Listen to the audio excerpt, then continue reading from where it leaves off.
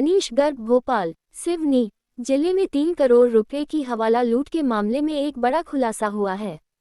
इस मामले में सीएसपी पूजा पांडे सहित 11 पुलिसकर्मियों के खिलाफ डकैती, अपहरण और आपराधिक साजिश रचने का केस दर्ज किया गया है। मध्य प्रदेश के डीजीपी कैलाश मकवाना ने खुद इस मामले में सख्त कार्रवाई के निर्देश दिए हैं।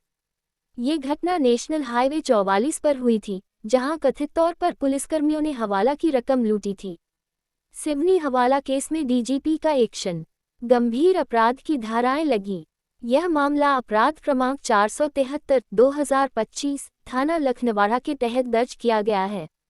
पुलिसकर्मियों पर भारतीय न्याय संहिता बीएनएस की धारा 310(2) डकैती, 126(2) गलत तरीके से रोकना, 140(3) अपहरण और 61(2) आपराधिक षड्यंत्र के तहत आरोप लगाए गए हैं।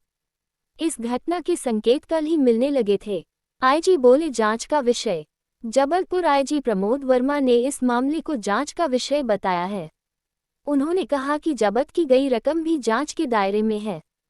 हालांकि उन्होंने ये भी स्पष्ट किया कि हवाला कारोबार चलाने वाले के खिलाफ आरोप दर्ज किए गए हैं और उन्हें आरोपी बनाया गया है। इस पूरे मामले की जांच के लिए सिवनी से आईपीएस अधिकारी जितेंद्र सिंह को जबलपुर भेजा गया है। सिवनी हवाला मनी लूट मामले में मुख्यमंत्री डॉक्टर मोहन यादव ने कड़ा रुख अपनाया है। उन्होंने दोषियों के खिलाफ एफआईआर दर्ज करने के निर्देश दिए हैं। मुख्यमंत्री डॉक्टर यादव के निर्देश पर सिवनी एसडीओपी पूजा पांडे सहित 11 पुलिसकर्मियों के खिलाफ एफआईआर दर्ज की गई है। पुलिस ने 5 आरोपियों को हिरासत में ले लिया है। इस मामले को लेकर सीएम डॉक्टर यादव ने कहा कि प्रदेश में कानून व्यवस्था बनाए रखना, अपराध मुक्त वातावरण बनाना और नागरिकों की सुरक्षा पुलिस अधिकारी और कर्मचारियों का मुख्य दायित्व है। अपने कर्तव्यों से हटकर कार्य करने वाले मुख्यमंत्री डॉक्टर यादव ने कहा कि सिवनी प्रकरण में जो भी दोषी पाए गए हैं, उनके खिलाफ कड़ी अनुशासनात्मक कार्रवाई के साथ कानूनी कार्रवाई भी होगी। प्रदेश में कानून सबके लिए बराबर है। कानून का उल्लंघन करने वालों को बख्शा नहीं जाएगा, चाहे वह कोई भी हो। राज्य सरकार प्रदेश में सुशासन स्थापित करने सतत रूप से कार्य कर रही है। इस दिशा में किसी का हस्तक्षेप सहन नहीं होगा। ये आरोपी पुलिस की हिरासत में। गौरतलब है कि इस मामले में आरोपियों के खिलाफ भारतीय न्याय संहिता बीएनएस की धारा 310(2) डकैती, 126(2) गलत तरीके से रोकना, 140(3) अपहरण और 61(2) आपराधिक षड्यंत्र के अंतर्गत मामला दर्ज किया गया है। पुलिस ने एसडीओपी पूजा पांडे, एसआई अर्पित भैरम, कांस्टेबल योगेंद्र, कांस्टेबल नीरज और कांस्टेबल जगदीश को हिरासत में ले लिया है। इनके अलावा जिनके खिलाफ एफआईआर दर्ज की गई है उनमें प्रधान आरक्षक माखन, प्रधान आरक्षक राजेश जंघेला, आरक्षक रविंद्र उइके, आरक्षक चालक रितेश, गनमैन केदार और गनमैन सदाफर शामिल हैं। काफ़ी उनकी कार्रवाई के ऊपर काफ़ी संदेह है।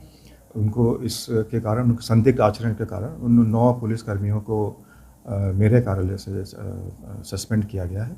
और जो इस पूरे पुलिस टीम की जो लीडरशिप थी सीएसपी सिवनी मैडम पूजा पांडे, उनको भी निलंबित कर दिया गया है। सर, प्रथम दृष्टया जांच में क्या निमित्ता लगी आपको? ये अभी जांच का विषय है, तो मैं इसमें ज़्यादा डिस्क्लोज नहीं करूँगा। लेकिन हमने एक सीनियर लेवल के ऑफिसर को जबलपुर से, एडिशनल एसपी श्री आयुष गुप्ता, उनको कल वहाँ डिप्यूट किया है। वो और एसपी सिवनी मिलकर के इस पूरे घटनाक्रम की जांच कर रहे हैं और इसमें विधिवत कार्रवाई, departmental action as well as the criminal action, दोनों पर ही फोकस किया जा रहा है। देखिए, मुझे जानकारी में दिलाया गया तो कानून का जो उल्लंघन करेगा किसी को नहीं बख्शेंगे। ये हमारी सरकार की पॉलिसी है और कानून के निगाह में अधिकारी, कर्मचारी और ये आम जनता सब बराबर है। ऐसे में जो गलती करेगा उसके खिलाफ कड़ी कार्रवाई करेंगे। पुलिसकर्मी भी और अधिकारी भी है, किसी को नहीं छोड़ रहे हैं। हमने एसडीओपी पूजा पांडे सहित बाकी सारे अधिकारियों को इसमें कार्रवाई भी की है और इसमें कायमी भी हुई है।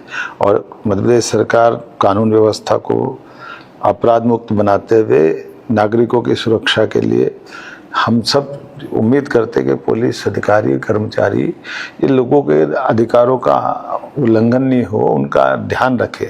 लेकिन अगर वही अमानत में खयानत करेंगे तो ये तो गलत बात है। इसलिए इस तरह की व्यवस्था को हमारी सरकार बर्दाश्त नहीं करेगी।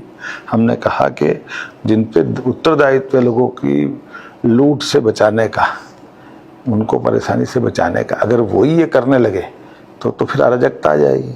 तो स्वाभाविक रूप से इस बात को तो कोई समर्थन नहीं करेगा।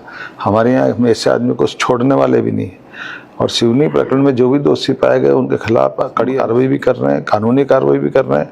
और प्रदेश में कानून सबके बराबर है, सबके लिए बराबर है। इसी भाव को पुनर्स्थापित करने के लिए ये मिसाल भी बन रही है। इतनी सख्त कार्रवाइयाँ हमारे इस सरकार में ही संभव हो सकती है। माननीय प्रधानमंत्री के आशीर्वाद से हम आम जनता की भावनाओं को लेकर के सरकार के लिए अच्छा है तो हम प्रोत्साहन देंगे, अधिकारी कर्मचारी की पीठ थपथपाएंगे, प्रमोशन भी देंगे।